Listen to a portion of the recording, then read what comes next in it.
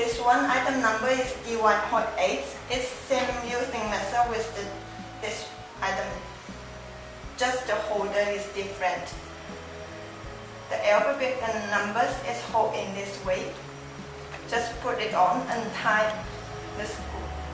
Tie the screw here with the Allen keys. Also, there has 3 lines. Alphabet size is 2 by 4 millimeters. And put it on. Remember to put the rubber pads onto the machine when you are using it. Press down. Sorry.